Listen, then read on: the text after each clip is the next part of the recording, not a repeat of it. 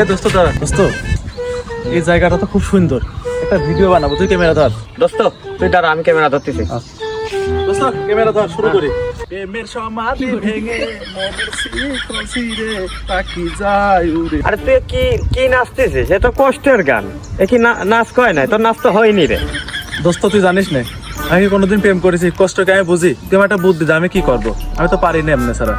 শোন, তাহলে আমার গার্লফ্রেন্ডের নাম্বার দিচ্ছি, তাহলে গার্লফ্রেন্ডের সাথে প্রপোজ করছি। প্রপোজ করার পরে আমার প্রেমিকা যখন না কবি, তখন তুই একটা কষ্টের গান করছি না। নাম্বার চল 0938071345।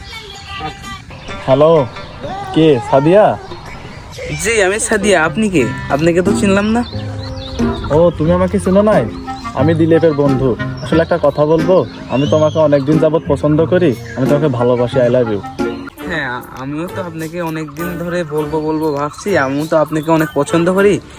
তো ওই আপনার বন্ধু দিলীপের সাথে অনেকদিন যাবত প্রেম করি, ঠিক আছে, কিন্তু ওই খুড়ার সাথে এখন আমার আর ভালো লাগে না। খুড়া আসলে কেমন যেন। আচ্ছা, আপনি যেহেতু প্রপোজ করছেন, কিন্তু এইভাবে করলে হবে না, একটু অন্য টাইপে করতে হবে প্রপোজটা, তাহলে আর কি একটু ভালো হতো। ও এই কথা, আমি তোমাকে দেখতে দেখতে দিলাম পা দিয়া। I love you Sadia. Oh my god, তুমি আমাকে এইভাবে প্রপোজ করলে? আমি তো অ্যাকসেপ্ট না করে থাকতেই পারলাম না। আর ওই খুড়ার হাত থেকে আজ মুক্তি পেলাম আমি। I love you two.